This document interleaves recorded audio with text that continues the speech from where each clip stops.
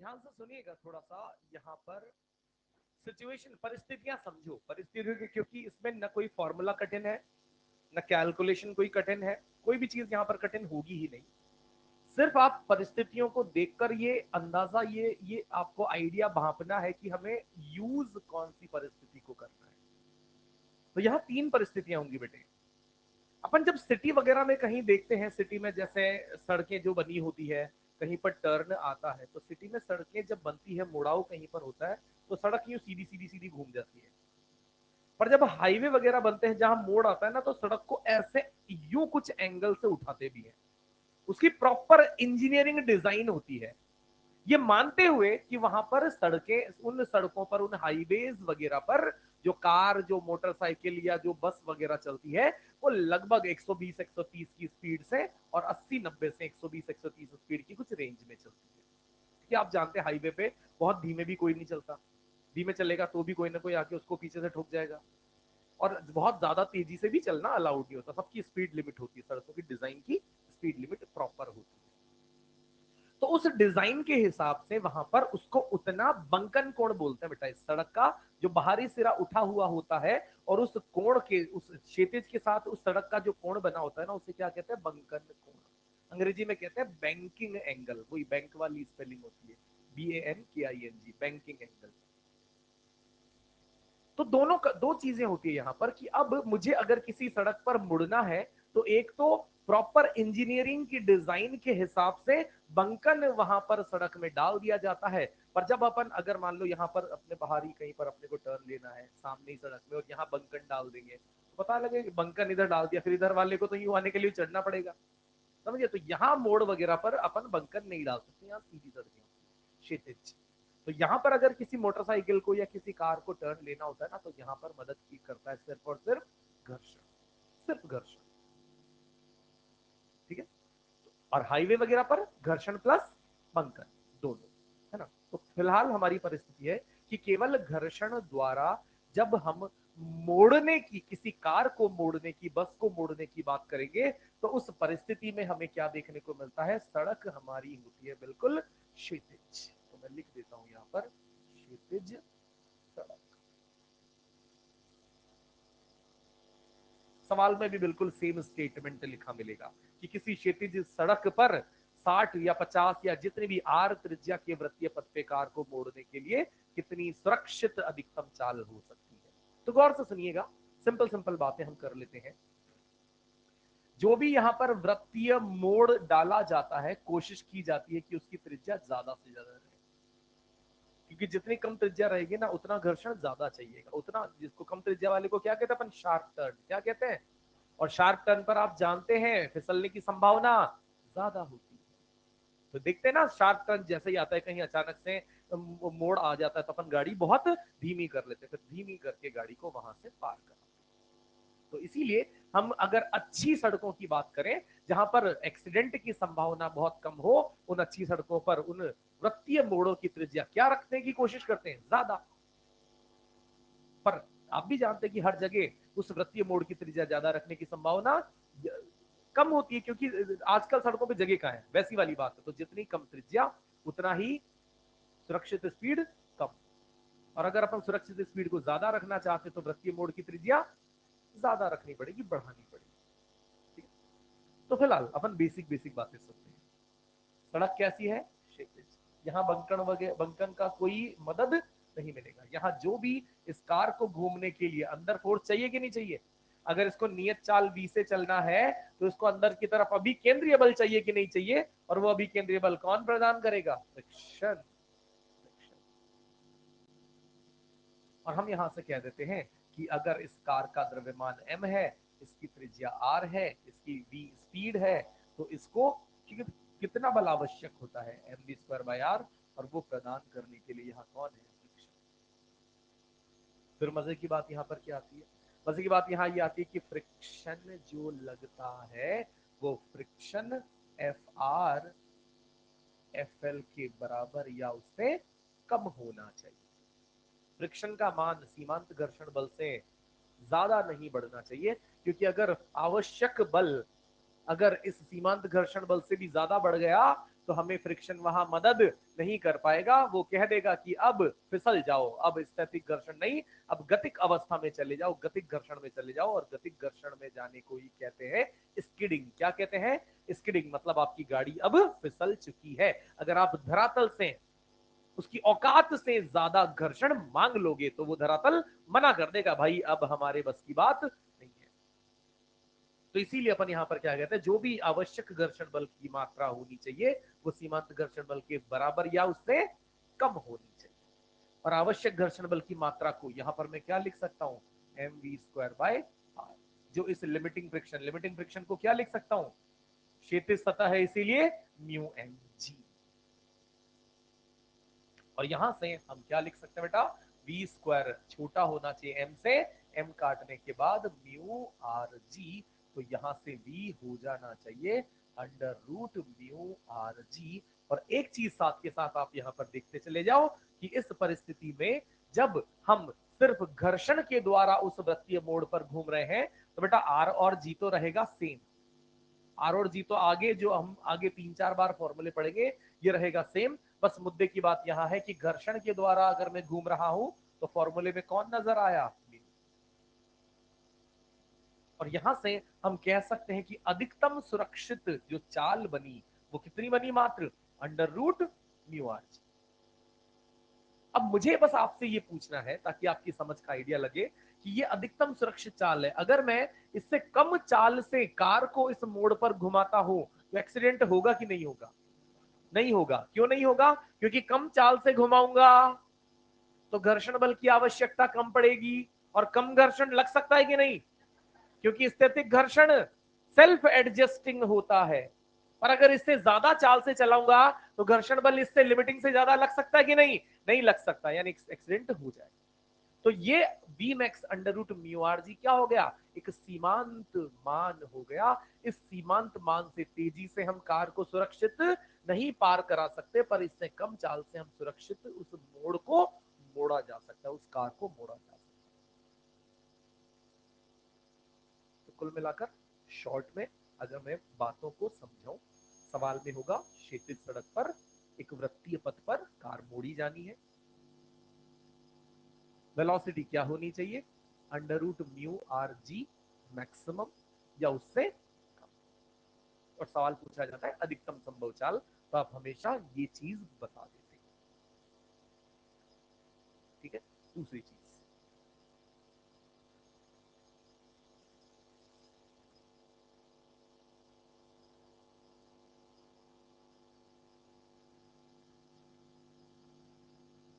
इसमें मैंने आपको क्या कहानी सुनाई, मैं कहानी फिर से सुनाता हूं, सुनना मेरी बात को ध्यान से।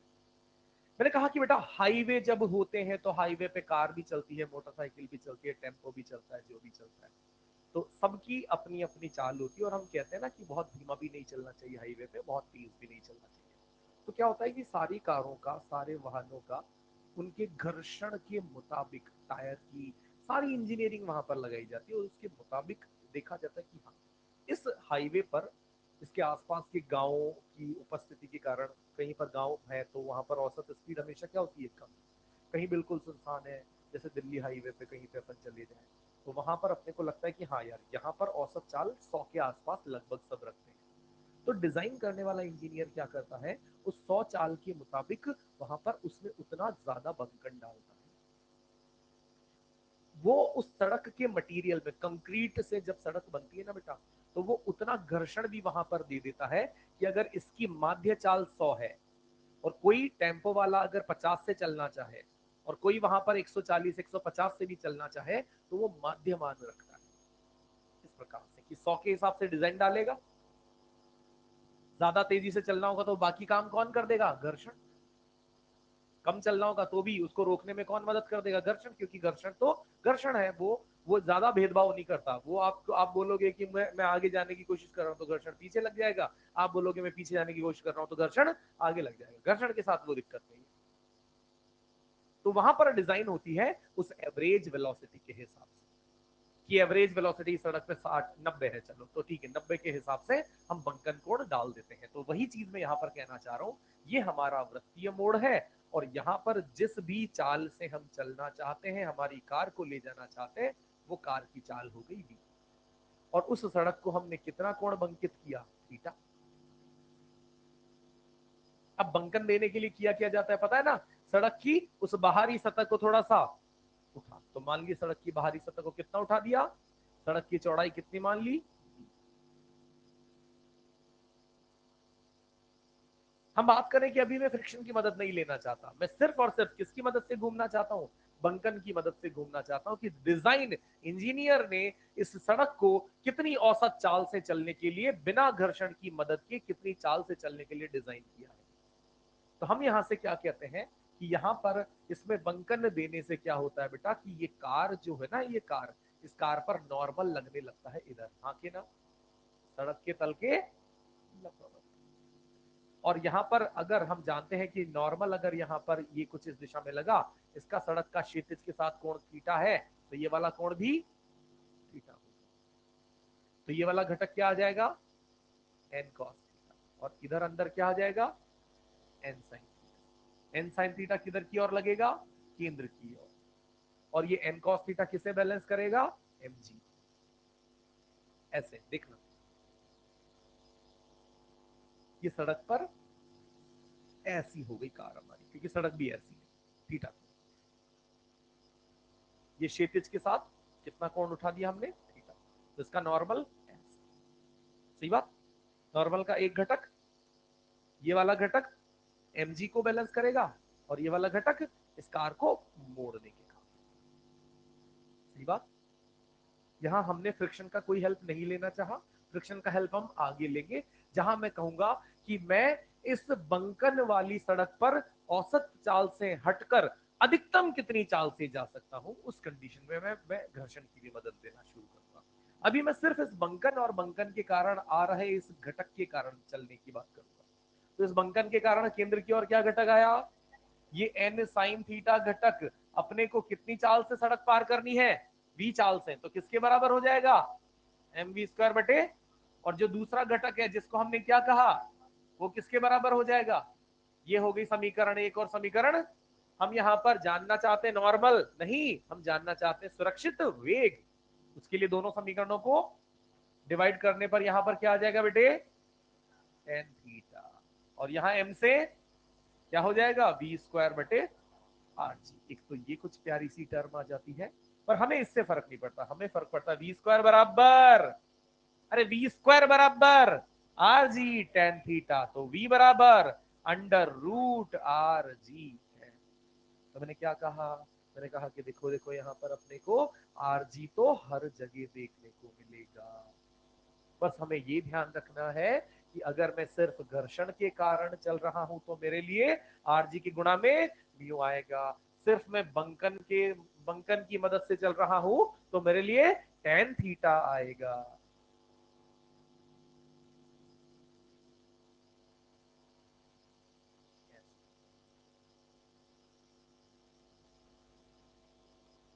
ठीक है, अब इसमें एक छोटी सी चीज और पूछ लो कि बेटे ये मान लो ये कार यहाँ पर इस अंडर रूट आर जी, थोड़ा सा ध्यान से सुनना, अगर ये कार यहाँ पर under root R G tan theta से चल रही है, सिर्फ पक्की R G tan theta velocity, तो उसको चलने के लिए जो भी बल चाहिए वो किसने प्रदान किया, बंकन ने। घर्षण की फिलहाल मुझे कोई आवश्यकता नहीं पड़ी, पर जब मैं इससे ज्यादा तेजी से चलना चाहूंगा, तो तेजी से चलना चाहूंगा तो कार किधर फेंकने की कोशिश करेगी, बाहर, ऑटोमेटिक कार बाहर फेंकने की कोशिश करेगी। तो घर्षण किधर मदद करेगा, अंदर, और हमें सुरक्षित उस मोड़ को मुड़ने में हमारी हेल्प करेगा। पर अगर मैं इससे under root R G tan theta से भी धीमा चलूंगा बेटा, तो धीमा चलूंगा तो मुझे अंदर फिसलना पड़ेगा, आके ना, क्योंकि नत्तल है ना बेटा, ये नत्तल पे जब कोई ब्लॉक रखते हैं तो ब्लॉक अपने आप किधर फिसल कर आता है, नीचे की ओर। वैसे के वैसे ये कार भी किधर फिसल के आएगी, नीचे की ओर। अगर हम बहुत धीमा चल रहे हैं, या यूं मान लो कार रुकी हुई है, तो रुकी हुई कार अपने आप फिसल कर किधर आना चाहेगी, नीचे, इस वृत्तीय पथ पर, इस सड़क पर नीचे की ओर। तो घर्षण किधर लगेगा, यानी कुल मिलाकर मैं दो स्टेटमेंट पूछना चाह रहा हूं, फिर से रिपीट करते हैं, ध्यान से सुनना। कार बहुत धीमे चलेगी तो कार किधर फिसल कर आने का प्रयास करेगी? तो घर्षण। कार बहुत तेज चलेगी तो कार किधर फिसल कर जाने का प्रयास करेगी? तो घर्षण। अंदर या नीचे, अंदर बोल दे, अंदर बाहर बोल दे, ज्यादा बढ़िया रहेगा। कार तेज तो घर्षण अंदर, कार धीमी तो घर्षण बाहर। ऐसा, ठीक है। फिलहाल ये लिखो आप।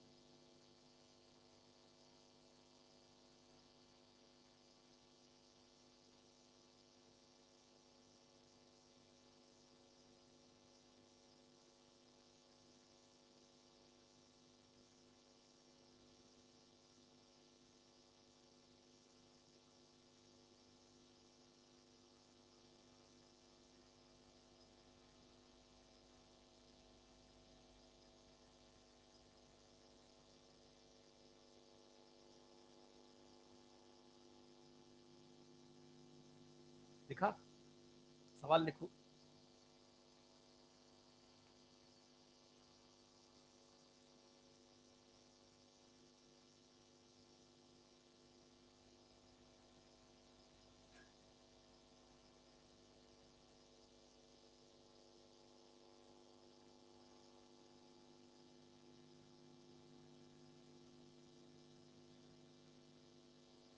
हाँ बेटा, एंगल थीटा।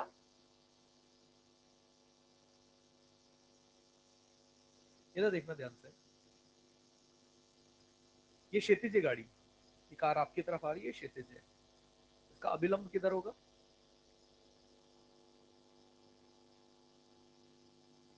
इस सड़क को मैं यहां से थीटा उठा रहा हूं, अभिलंब भी कितना बढ़ा, बढ़ा कि नहीं बढ़ा?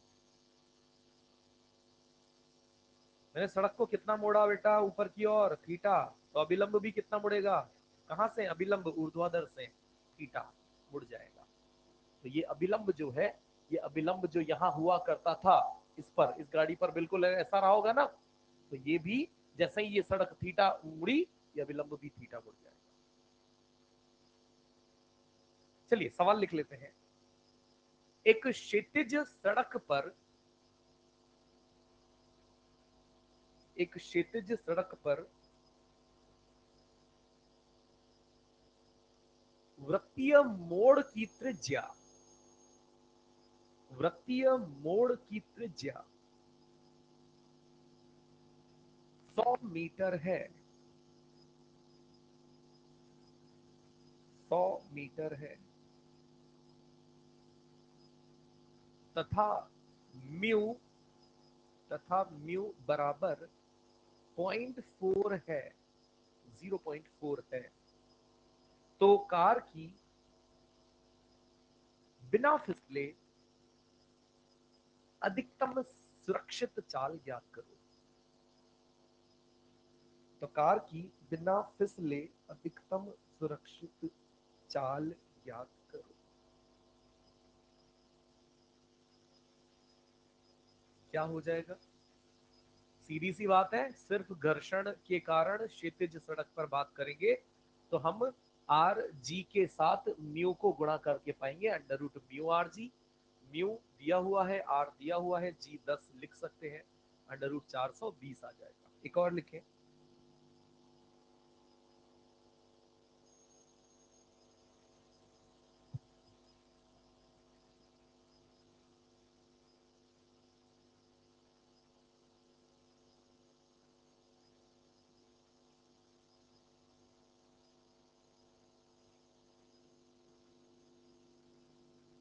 एक 100 मीटर त्रिज्या के वृत्तीय मोड़ पर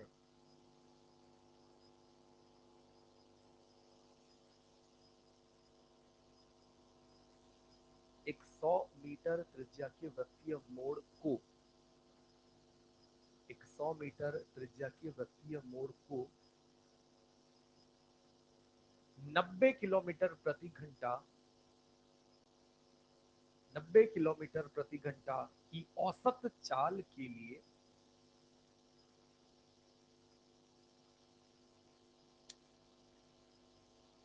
90 किलोमीटर प्रति घंटा की औसत चाल के लिए निर्मित किया गया है।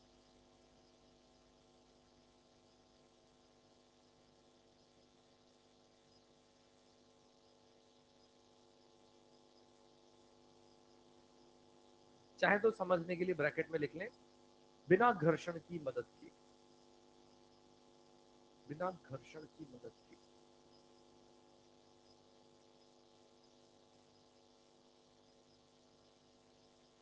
तो सड़क का बंकन कोण ज्ञात करो।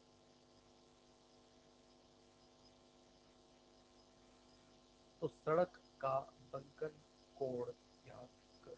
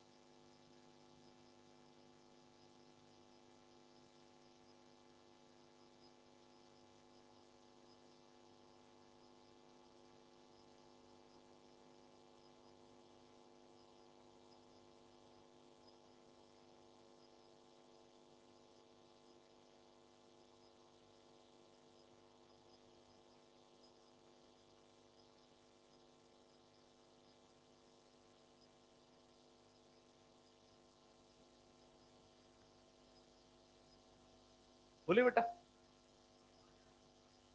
टेन इनवर्स, सीधी सी बात है। हमने यहां पर क्या फॉर्मूला सीखा हुआ है कि वी स्क्वायर बराबर आर जी टेन थीटा, सीखा हुआ है ना बेटा। तो अगर मुझे टेन थीटा में इंटरेस्ट है तो मैं लिखना चाहूंगा वी स्क्वायर बटे आर जी। और 90 किलोमीटर प्रति घंटा को मीटर प्रति सेकंड में बदलना आप जानते होंगे, 5/18 से गुणा करेंगे तो कितना आ जाएगा, और 25 का स्क्वायर यानी 25 गुणा 25, और आर 100 और जी 10। तो 25 से 100 को 4 बार खा गए, और यहां से 5 को ऐसा लिख देंगे। तो हमारा टेन थीटा यहां से हमें मिल जाएगा 5/8।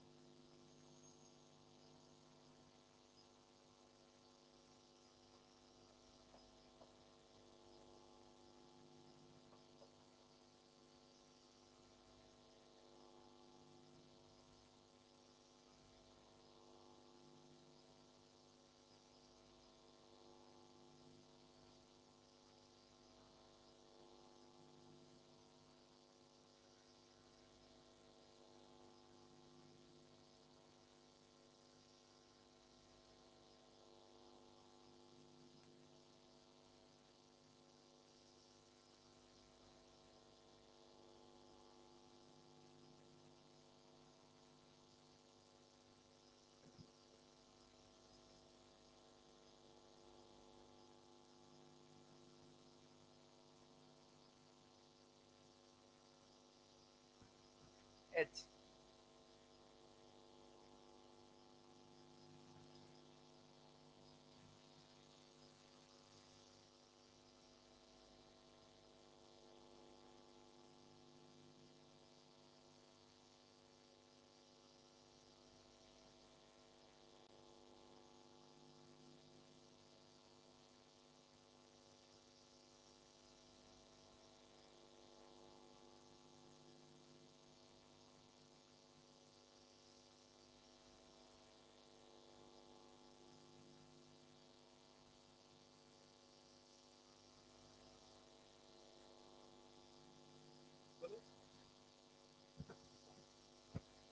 कितना है टेन थीटा बेटा, 1/10। और अगर मैंने पूछा कि सड़क के इस बाहरी किनारे की ऊंचाई कितनी होगी, तो आपको स्पष्ट रूप से एक त्रिभुज नजर आ रहा है। और सबसे पहले तो मैं टेन थीटा निकाल के बता देता हूं। चलिए, तो यहां से हम जानते हैं कि टेन थीटा जैसा हमने पिछले सवाल में इस्तेमाल किया, वी स्क्वायर बटे आर जी। और वी, इस 36 को कितना लिख सकते हैं, 10 मीटर प्रति सेकंड। तो कितना हो जाएगा, 100। आर कितना है, 100। जी 10, ये कटा, टेन थीटा का मान आ गया 1/10। तो थीटा बराबर टेन इनवर्स 1/10। इस त्रिभुज पर ध्यान दो एक बार सिर्फ। तो टेन थीटा यहां से क्या लिखेंगे, लंब बटे, लंब कौन है, आधार कौन है, और बी सड़क की चौड़ाई कितनी है, और एच ऊंचाई हमें निकालनी है। टेन थीटा का मान 1/10, एच बराबर 1/2, यानी 0.5 मीटर।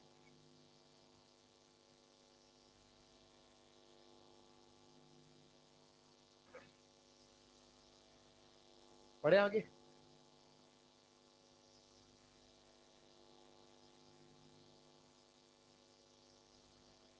चले।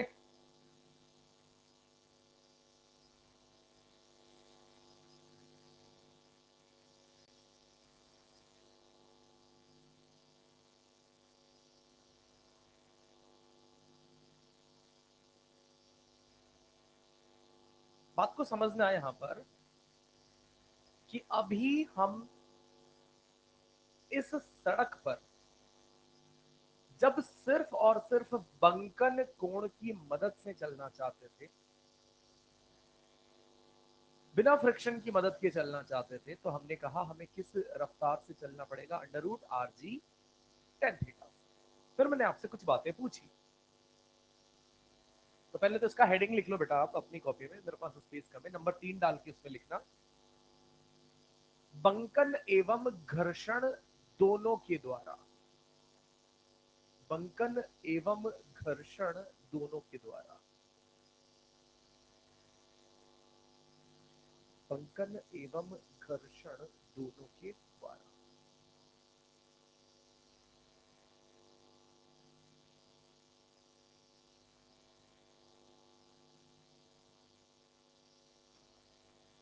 और देखिएगा इसमें परिस्थिति ए करके हम लिखेंगे, यानी तीसरे का ए पॉइंट इसमें लिखेंगे, और हम ये कहना चाहते हैं कि यदि यदि कार या कोई भी वाहन, यदि car under root R G tan theta से धीमी चले,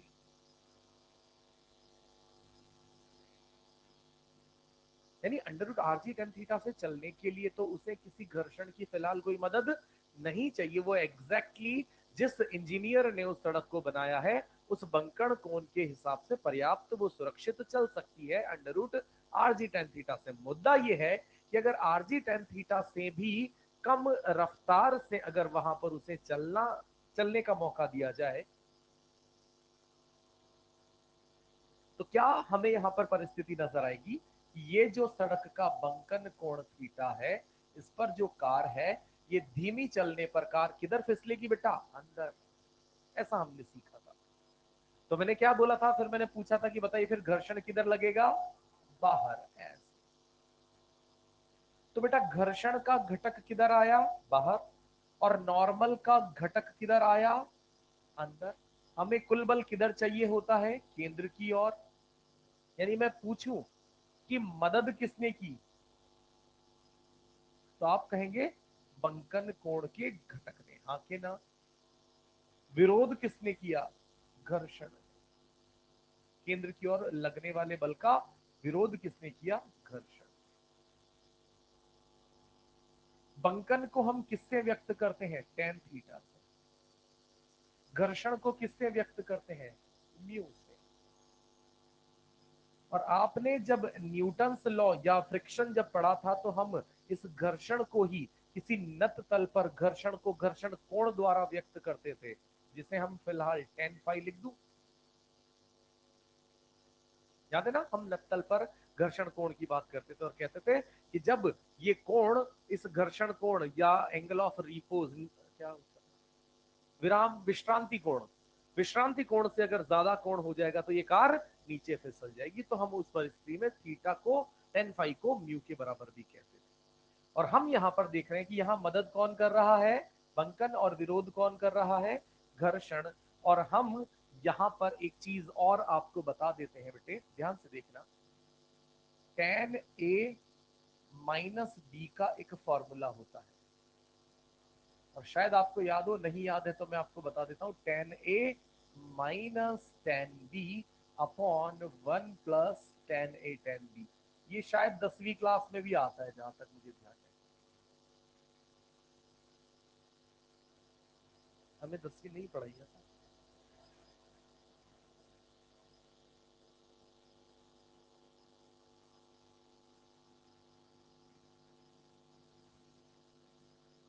24 साल का तो तू है अभी, और तेरे को 6 साल पहले कोरोना हो गया था।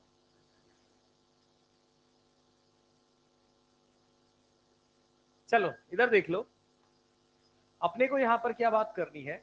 मैं सिर्फ ये फॉर्मूला क्यों बता रहा हूं, इसकी कोई विशेष जरूरत नहीं है, पर जब कोई टेक्निकली इन चीजों को सोचेगा ना तो उसको रिलेटेबल लगेगी चीज।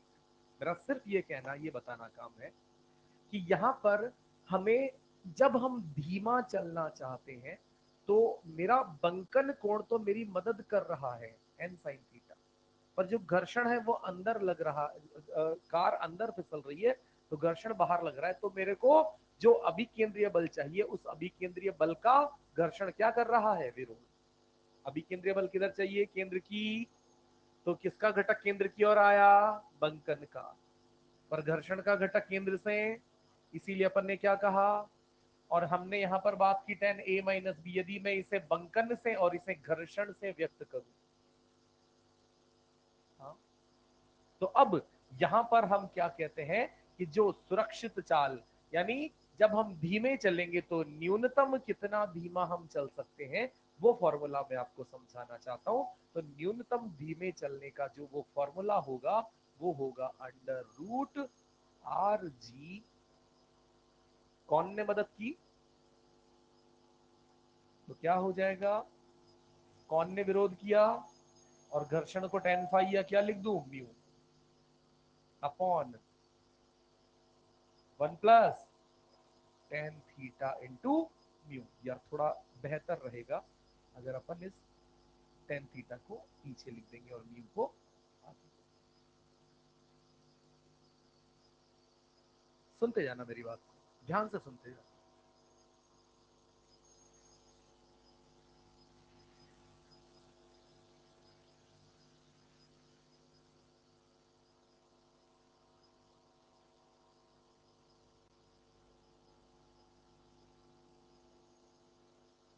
कि जब हमारी ये कार इस mu under root R G tan theta से क्या चले, तेज, यानी ये तो केवल बंकन द्वारा under root R G tan theta चल रहे हैं, हम उधर धीमा चले और इधर तेज अगर चल रहे हैं, तो इस कंडीशन में हमें यहाँ पर तेज चलने पर घर्षण किधर लगता, हम फेंकेंगे किधर, मुझे ये बताओ।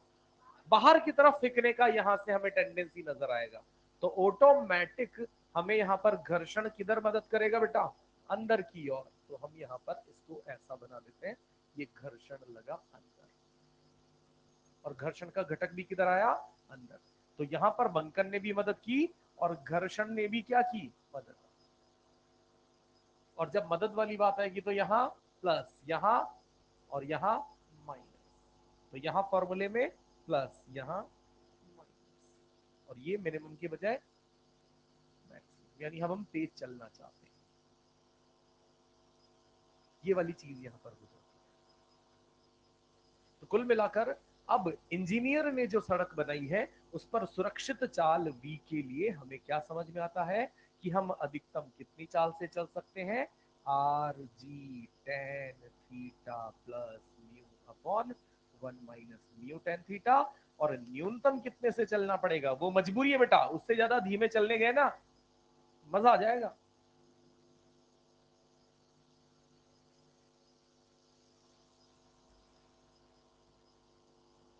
ये दो काम होंगे, या तो पीछे से कोई लपेट जाएगा धीमे चलने पे, या आप इस तरीके से खुद ही लिपट जाएंगे, ये गोल गोल गोल लिपट जाएंगे, है ना। तो वो चीजें हो जाएंगी। तो ये तो मतलब एक डिजाइन मैंने बनाई है, आपको जो चाहे वो लिख लेना, ये वाला पहले से लिखा हुआ है, आप दोनों साइडों को लिख लेना और ये लास्ट में ये रिलेशन लिख लेना।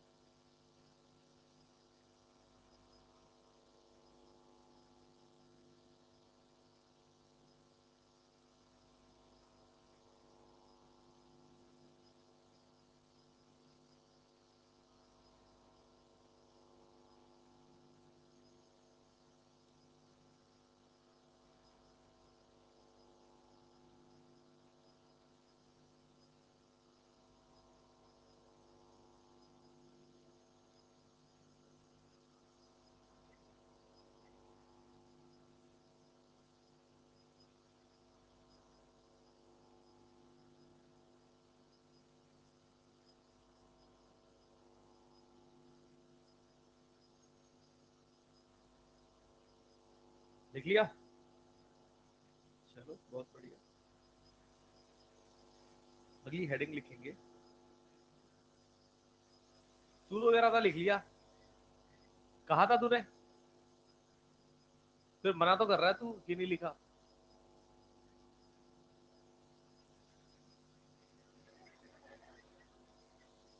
समझ से कहने की बोल रही है।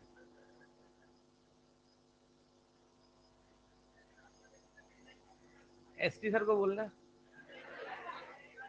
कब खिला दिए? पहले कब? अरे रहने दो तुम, मांग लो एक बार और मौका है कल। चाय में अबे 2 रुपए की चाय आती है, वो तुम्हें देते हैं ना।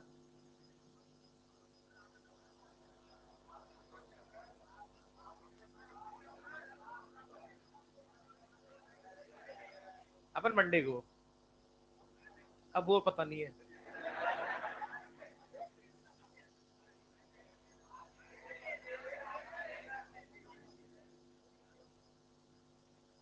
हेडिंग लिखो। अब तो लिखना है भाई मेरे। अबे लिखा नहीं लिखा?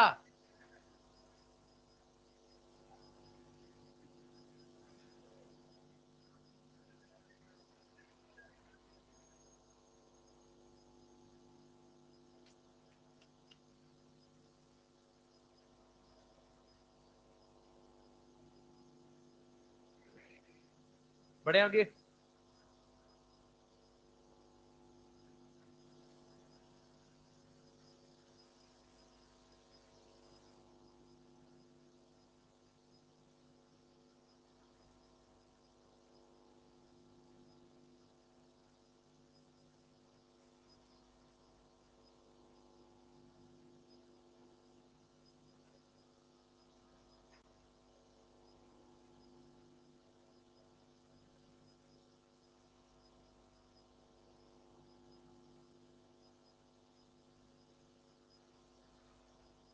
पेंडुलम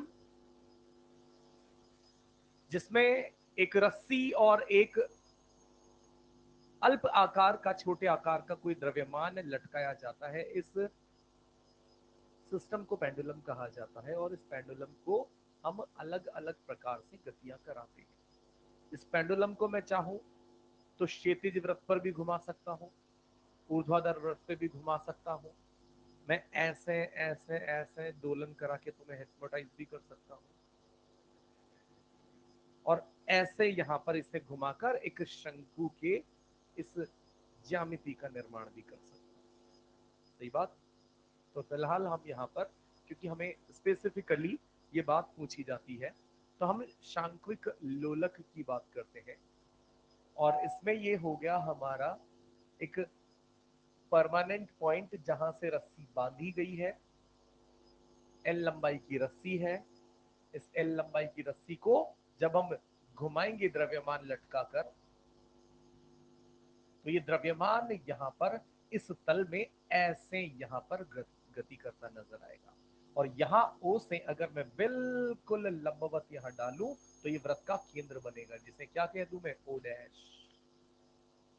वृत्त का केंद्र ये नहीं बनेगा बेटा, ऐसे। यहां पर वृत्त का केंद्र बन गया। ये जिस त्रिज्यीय पथ पर गति कर रहा है वो आर हो गया, ये एल हो गया, और ये आपको यहां पर क्या नजर आया बेटा, शंकु। और ये हो गई शंकु की ऊंचाई एच। तो थोड़ा सा ज्यामिति का यूज करके और थोड़ी सी अकल का इस्तेमाल करके मुझे बताएं कि यदि इस ऊर्ध्वाधर से रस्सी का बनाया गया कोण थीटा है, तो यहां पर इस एल कॉस थीटा को किसके बराबर लिखा जा सकता है, और एल साइन थीटा को किसके बराबर लिखा जा सकता है?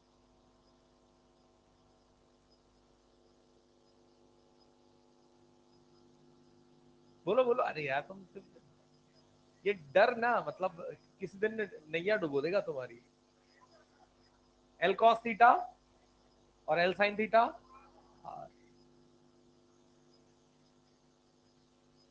ठीक है बस, क्योंकि हम कहते हैं ना कि किसी कर्ण के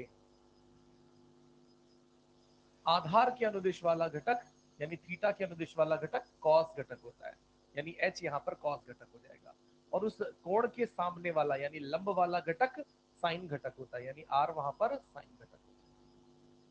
ठीक। और अब यहाँ पर अगर अपन मैं पूछूं कि यहाँ जो भी ये लोलक है इस पर नीचे कौन सा बल है, रस्सी के अनुदिश इधर कौन सा बल है, और अगर ये वाला कोण थीटा है तो ये वाला कोण भी, और इस घटक को यहां पर क्या लिख दिया जाएगा, और इस घटक को इधर क्या लिख दिया जाएगा, और मैं यहां पर इसे घूमते हुए देख रहा हूं किसी भी चाल से, तो मैं क्या लिखूंगा बेटे कि टी साइन थीटा बराबर, तो बोलते हो कि मुक्का दूं, एम जी, ओ एम जी,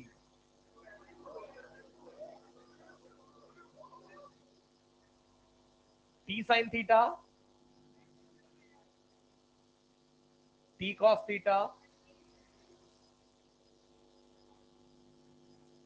मुझे यहाँ तनाव निकालने में फिलहाल कोई इंटरेस्ट नहीं है, इसीलिए मैं दोनों को, तो क्या आ जाएगा, एम से एम काट दूंगा तो क्या हो जाएगा, तो क्या वी स्क्वायर का फॉर्मूला कुछ वैसा ही आ गया जैसा यहाँ पर पहले उस बंकन की परिस्थिति में आया था, सही बात। अब मैं यहां से जानना चाहता हूं कि मैं इस कोणीय वेग ओमेगा का कैसे वैल्यू निकाल सकता हूं, तो v बराबर ओमेगा आर होता है बेटा, ओमेगा बराबर v बटे, ओमेगा बराबर v बटे आर, और v का मान यहां से आपने देखा under root R G tan theta upon,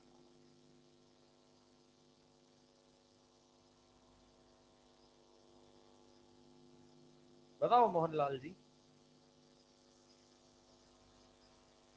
क्या हो जाएगा, ओमेगा का मान क्या हो जाएगा,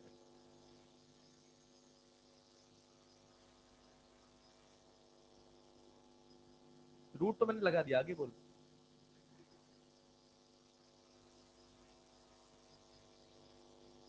तो समझ नहीं आ रहा मान का मतलब क्या होता है, value of omega mister Mohanlal,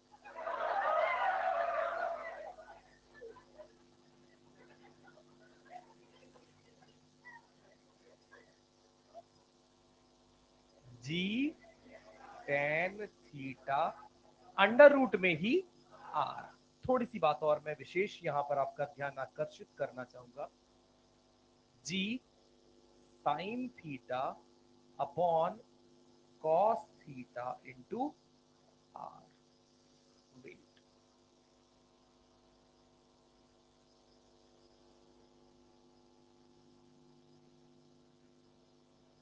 ji sine theta upon cos theta upon r को मैं यहां से क्या लिख सकता हूं, एल साइन,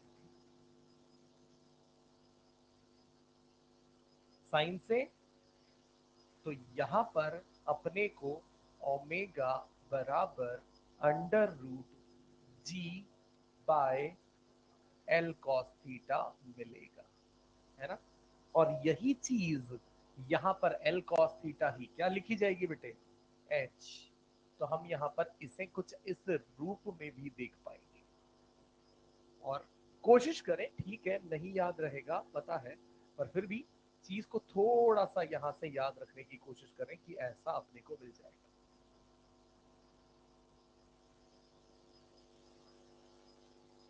इसके बाद अब मेरा काम यहाँ पर आवर्तकाल, क्योंकि चूंकि ये क्या है, एक क्षैतिज वृत्त में घूमता कोई एम द्रव्यमान है, और मैं इसका आवर्तकाल निकालना चाहता हूँ, आवर्तकाल, आवर्तकाल टी के लिए मेरे सामने एक समस्या आन पड़ी है बेटा, कि मैंने तनाव को भी टी से लिखा, आवर्तकाल को भी टी से लिखूंगा, तो ये आपके सामने नहीं होना चाहिए, आवर्तकाल लिख रहा हूं मतलब मैं आवर्तकाल टी याद करना चाहता हूं, और हमने यहां से फॉर्मूला क्या देखा था, ओमेगा बराबर 2 पाई बाय, तो यहां से आवर्तकाल टी बराबर 2 पाई बाय, और ओमेगा का मान, तो ओमेगा का मान अपन यहां से बटे में ओमेगा लिख रहे हैं, तो ओमेगा यहां पर पलट जाएगा, ये हो जाएगा एल कॉस थीटा बाय जी या फिर हम यहां से इसे क्या लिख सकते हैं, 2 पाई अंडर रूट h। इसे याद रखें।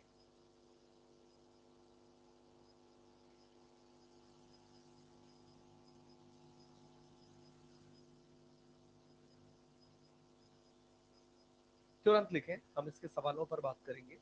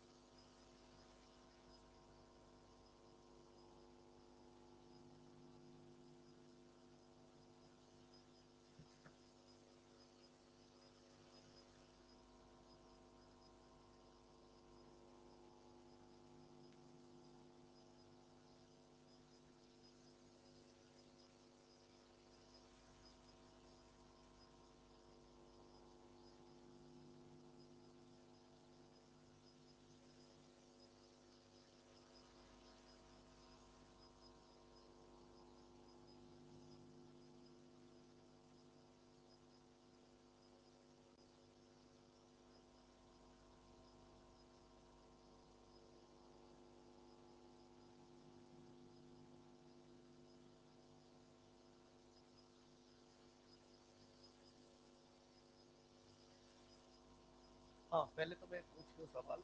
650 के ऊपर है कोई कल वाले टेस्ट में? दो, तीन। हाँ मतलब ठीक है, थोड़ा बहुत प्लस माइनस भी हो चलेगा भाई। कोई 600, 649।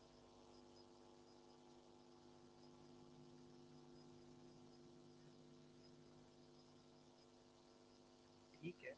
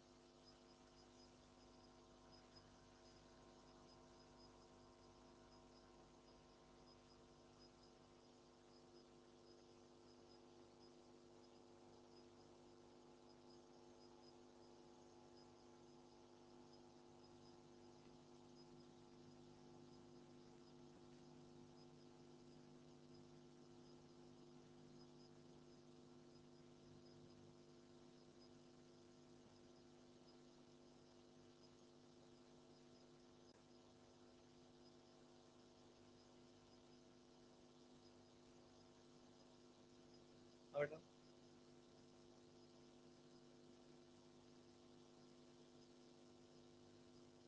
मतलब थीटा दिया होना चाहिए ऐसा।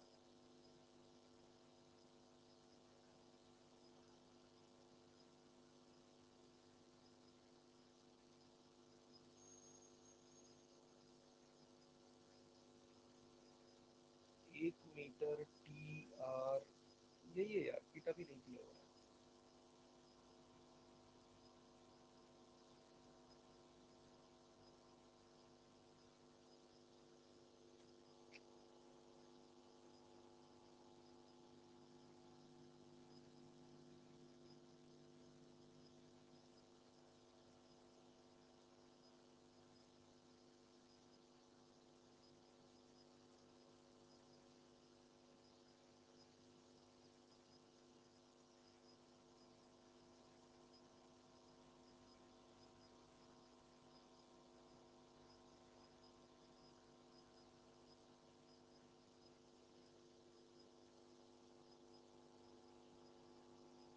चलिए बढ़ते हैं आगे। लिखा।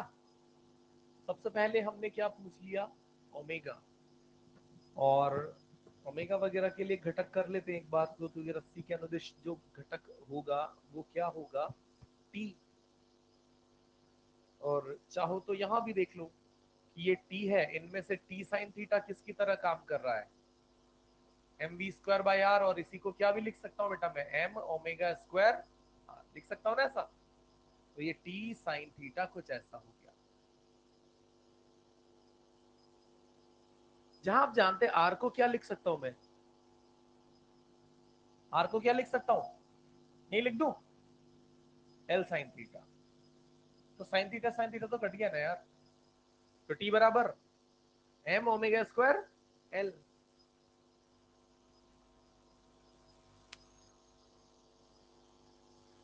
अरे हाँ, इधर देखो, हमने क्या कहा कि इस कोनिकल पेंडुलम में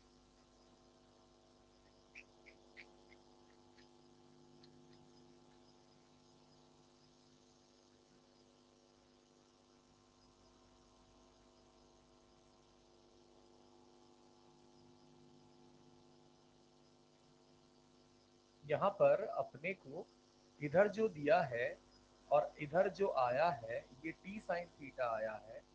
और टी साइन थीटा उस अभिकेंद्रीय बल एम ओमेगा स्क्वायर आर के बराबर लिखते हैं। और आर का मान यहाँ पर हम एल के टर्म्स में क्या लिखना चाहते हैं, एल साइन थीटा। आपने खुद ने यहाँ किया है, तो यहाँ से ये साइन से साइन कट जाएगा।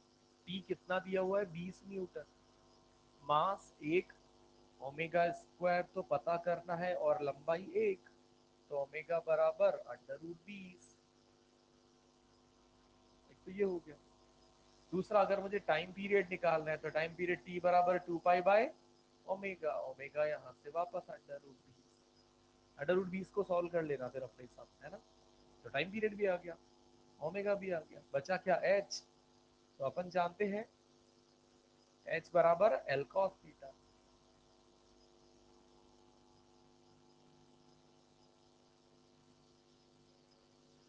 अब यहां से इसका एक बढ़िया तरीका बताऊं, आपने खुद ने कहा है अभी थोड़ी देर पहले कि ओमेगा बराबर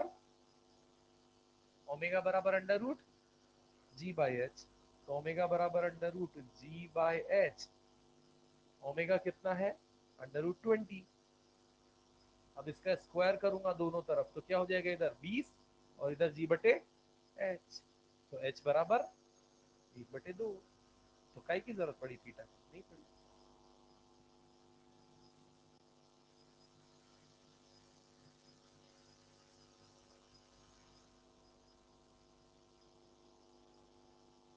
सेम ऐसे ही क्वेश्चन ईएलपी में बढ़िया, मैंने 3-4 क्वेश्चन इसमें ऐड किए हुए हैं ठीक ठाक से, तो आपको उसमें, हाँ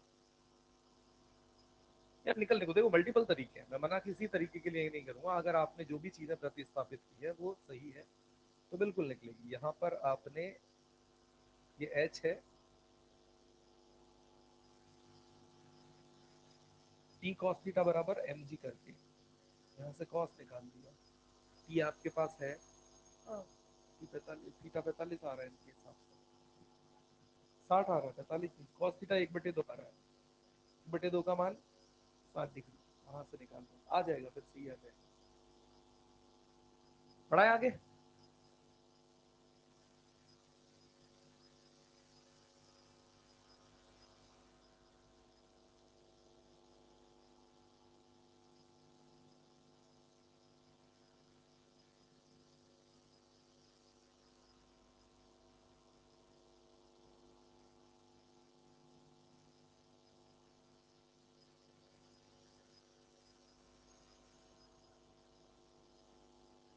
इसे रोटर भी कहते हैं, वही मतलब वॉशिंग मशीन जैसा सिद्धांत है ना।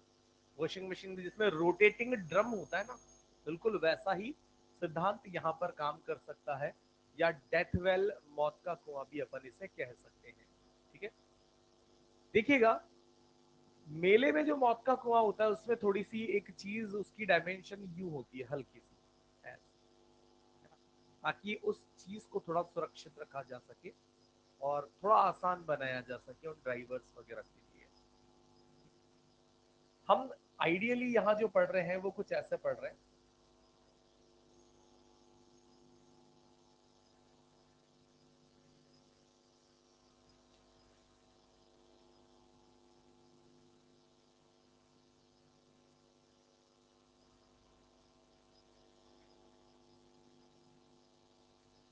और यहाँ पर हम बात करते हैं कि कोई भी मोटरसाइकिलिस्ट अगर इस तरीके से चलता हुआ, एक ब्लॉक बना देता हूँ, वो समझ जाना कि ये कोई एम द्रव्यमान की किसी वस्तु की हम बात कर रहे हैं।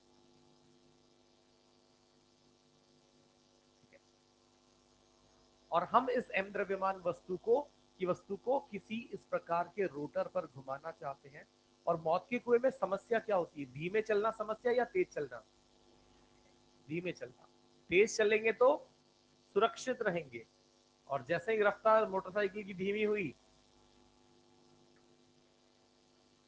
ठीक है, तो यहां से हम क्या ज्ञात करना चाहेंगे, यानी सवाल हमसे क्या पूछना चाहेगा, न्यूनतम सुरक्षित चाल,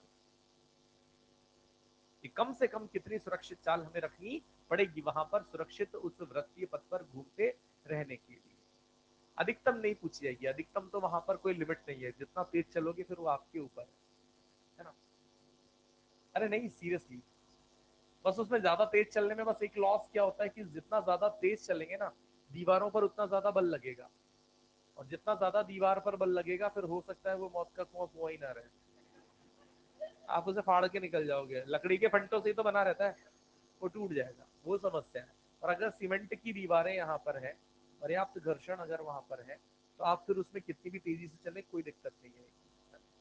तो चलिए फिलहाल इस मौत के कुएं की जो त्रिज्या है वो यहाँ पर हमने आर ले ली है। ये एम द्रव्यमान को अपन यहाँ पर घूमते हुए देखना चाहते हैं, और हम वेग v के हिसाब से बात कर लेते हैं। तो अपन ने यहाँ पर इसके चलने का जो वेग है वो v मान लिया, और m द्रव्यमान इसका त्रिज्या r है। तो इस मोटरसाइकिल को, इसका फ्री बॉडी डायग्राम अगर बनाए तो इस समांतर इस दीवार से यहाँ पर अंदर की ओर क्या लगेगा बेटा, नॉर्मल। इस पर नीचे क्या लगेगा, और नॉर्मल दीवार पर लग रहा है mg लग रहा है, तो ये मोटरसाइकिल किधर फिसलने की कोशिश करेगी, तो इस सतह से ऊपर की ओर क्या लगेगा, केंद्र की ओर कौन है, सिर्फ और सिर्फ नॉर्मल। तो हम यहाँ से क्या लिख देंगे कि नॉर्मल उतना बल प्रदान करेगा जितना हमें घूर्णन के लिए चाहिए, कितना, एम बी स्क्वायर बटे आर। और इसीलिए मैं अभी वही कह रहा था कि मैं स्पीड बढ़ाने को कितनी बढ़ा सकता हूँ, पर उसके एवज में उधर क्या भी बढ़ जाएगा, नॉर्मल, यानी इस मौत के कुएं की दीवार और मोटरसाइकिल के बीच में लगने वाला बल एफ। तो जितना जोर से अगर ये मोटरसाइकिल ने इसको दबा दिया ना, तो ये लकड़ी के फंटे ढीले होकर टूट के फिर फ्री हो जाएंगे। दूसरी चीज यहाँ पर अब हम बात करते हैं नीचे गिरने के लिए। तो हम क्या चाहते हैं कि अगर सुरक्षित रहना है, नहीं नीचे टपकना है, तो जो घर्षण है वो क्या होना चाहिए, mg के बराबर।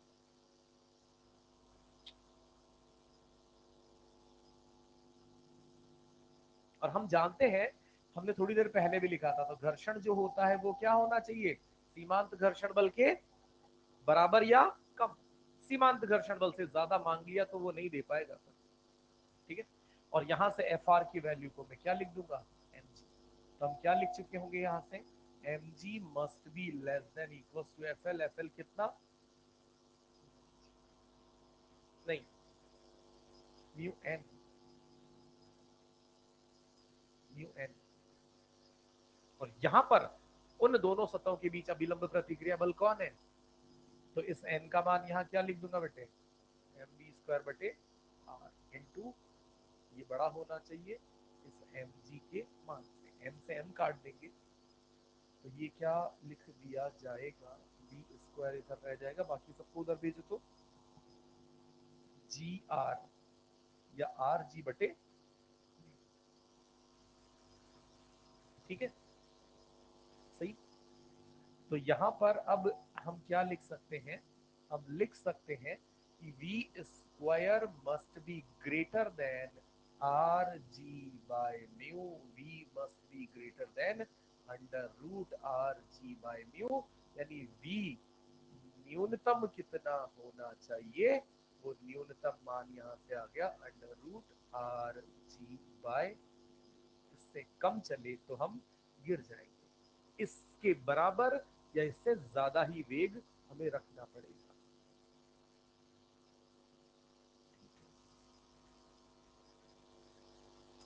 ओमेगा चाहे तो हम निकाल सकते हैं, ओमेगा मिनिमम, ओमेगा बराबर v बाय आर, तो इसको r से डिवाइड करेंगे तो क्या हो जाएगा, g बटे v।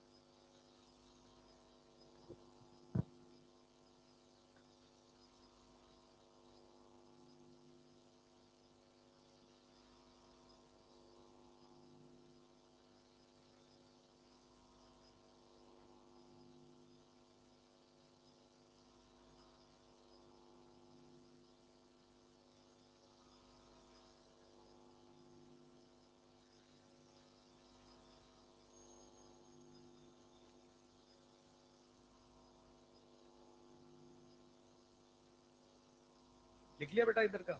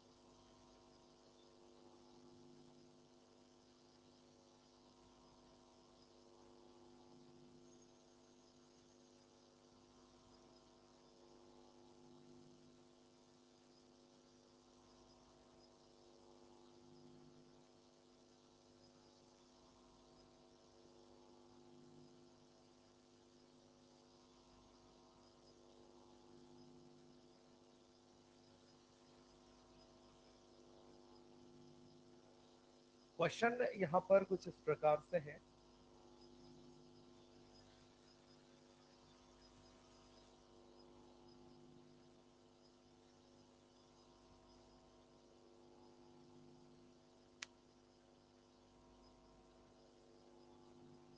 एक बाउल है और इस बाउल के साथ आधे इस कटोरे के साथ एक कोई वस्तु रख दी उस कटोरे में और इस बाउल को घुमाना शुरू किया इस अक्ष के सापेक्ष। और कहा गया है कि सवाल में कि उस बाउल के साथ साथ वो रखी गई वस्तु भी घूमती है। साथ साथ का मतलब अगर ये बाउल घूम रहा है तो ये वस्तु भी घूम रही है। अब घूमते घूमते हम जानते हैं जब भी हम किसी चीज को घुमाते हैं तो वो यहाँ थोड़ी ना घूमेगा, वो किसी इस ऊंचाई पर किसी आर त्रिज्या के पथ पर घूमेगा। इसको मैं स्मॉल आर बोल देता हूँ, ये वाली कैपिटल आर है। शायद आपने कभी ध्यान से देखा होगा, अपन जब एक ग्लास में या एक कटोरी में कोई पानी भरते हैं, चम्मच से घुमाते हैं, तो वो पानी थोड़ा सा बीच में से नीचे और सतह से थोड़ा ऐसे हो जाता है। जब बहुत तेजी से घुमाते हैं तो पानी साइडों से बाहर निकल जाता है, पता है ना। बिल्कुल वैसी ही परिस्थिति है कि बाउल को घुमा रहे और घूम रहा है कि ये यहाँ पर आर त्रिज्या के पथ पे घूमेगा। और आप भी जानते हैं अगर इसको मैं और तेज घुमा दूंगा तो ये घूमता घूमता घूमता और ऊपर आ जाएगा, है ना, बड़ी त्रिज्या पर यहाँ ऊपर घूमने लगेगा। और हो सकता है बहुत तेजी से घुमा दूं तो यहाँ से बाहर उछल। पर फिलहाल थोड़ी कम धीमी रफ्तार से घुमा रहे हैं और वो धीमी रफ्तार ओमेगा है।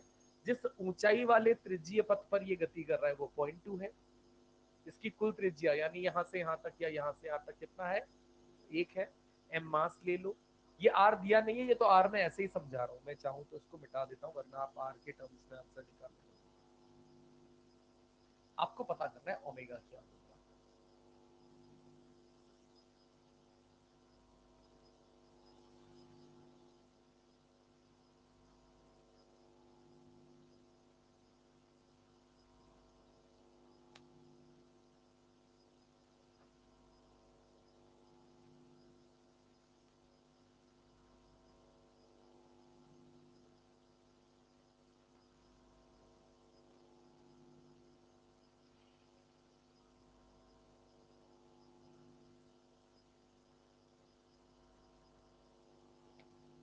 होमवर्क में आप ईएलपी नंबर 4 तक पूरी समेट लेंगे और एक्सरसाइज 1 में क्वेश्चन नंबर 37 तक पूरे निपटा लेंगे।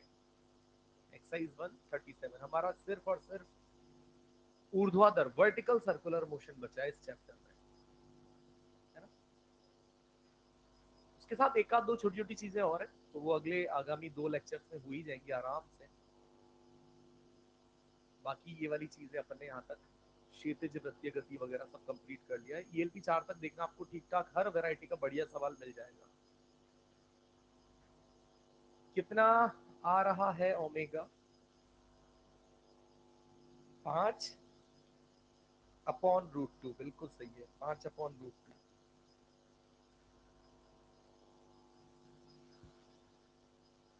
बेटे बात यहाँ पर फोर्सेस के बिना नहीं कर सकते, आप फोर्सेस को ध्यान से देखना पड़ेगा। और आप जानते हैं जब यहाँ पर एक वृत्तीय बाउल इस प्रकार से बना हुआ है और इस पर इस वस्तु और इस बाउल की सतह के बीच में जो फोर्स लगेगा वो कैसा लगेगा बेटा, नॉर्मल। और शायद ये सवाल जब हमने न्यूटन लॉ ऐसे लिखे थे तो हमने कहा था कि जब भी किसी सतह पर इस तरीके से नॉर्मल लगेगा वो कहां से पार होगा, केंद्र से, हाँ कि ना। तो नॉर्मल केंद्र से पार होगा। और अगर मैं इस कोण को यहाँ पर क्या कह दूं, थीटा, तो ये यहाँ पर क्या हो जाएगा, एच। अरे हाँ भैया। और ये यहाँ पर इस छोटी त्रिज्या को मैं अपने मन से क्या लिख देता हूँ फिलहाल, आर, छोटा आर। और मैं वापस बिल्कुल जैसे कोनिकल उस शांक्विक लोलक कोनिकल पेंडुलम में मैंने किया था काम कि अगर ये कोण थीटा तो ये वाला कोण भी बेटे, तो यहां से इस घटक को क्या लिख देंगे, एन कॉस थीटा। तो एन कॉस थीटा किसको बैलेंस कर रहा होगा, और एन साइन थीटा क्या कर रहा होगा बेटा, अरे बोलो, एम ओमेगा स्क्वायर आर प्रदान कर रहा होगा। नहीं, केंद्र की ओर। और ये आर त्रिज्या ये वाली है।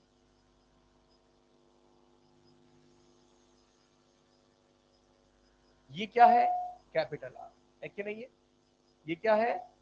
और आप शायद जब हम शांक्विक लोलक में बात कर रहे थे तो कैपिटल आर का साइन थीटा कॉम्पोनेंट किसके बराबर था, और कैपिटल आर का कॉस थीटा कॉम्पोनेंट किसके बराबर था, एच के बराबर।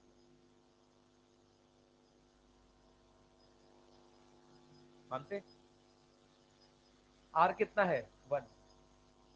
तो मैं यहां से सबसे पहले तो क्या लिख लू, आर का मान 1, तो क्या हो जाएगा कॉस थीटा, और एच ये कितना है, ये टोटल कितना है, तो यहां से कॉस थीटा पॉइंट 8 का मतलब 4/5।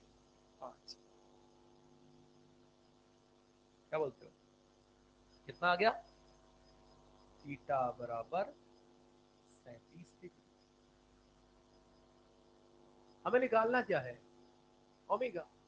तो शायद अब हम यहां से दोनों को डिवाइड कर दे बेटा, तो ऊपर साइन को रखते हुए डिवाइड कर दूं, मतलब ये इक्वेशन 1 ये इक्वेशन 2, तो 2/1 कर देता हूं। तो उससे मुझे क्या होगा, बढ़िया से टेन थीटा मिल जाएगा, एम से एम कट जाएगा, ओमेगा स्क्वायर आर बटे जी, और टेन थीटा का मान 3/4, और ओमेगा स्क्वायर तो पता करना है, आर का मान यहां से आर साइन थीटा, यानी 1 × sin37 3/5, तो आर बराबर 0.6, तो आर बराबर 0.6 या 0.6 भी क्यों लिखेंगे, 3/5 लिखेंगे, 3/5 इंटू जी, 10 लिख देता हूँ, 3 से 3 यहाँ पर उड़ा देते हैं, ओमेगा स्क्वायर बराबर 50/4, नहीं कितना होगा ये, 25/2, ठीक है, यहीं से आ जाएगा अपना ओमेगा बराबर 5/2।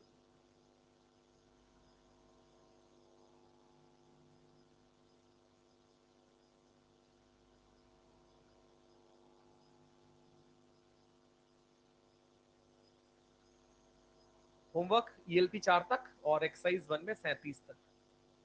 Thank you.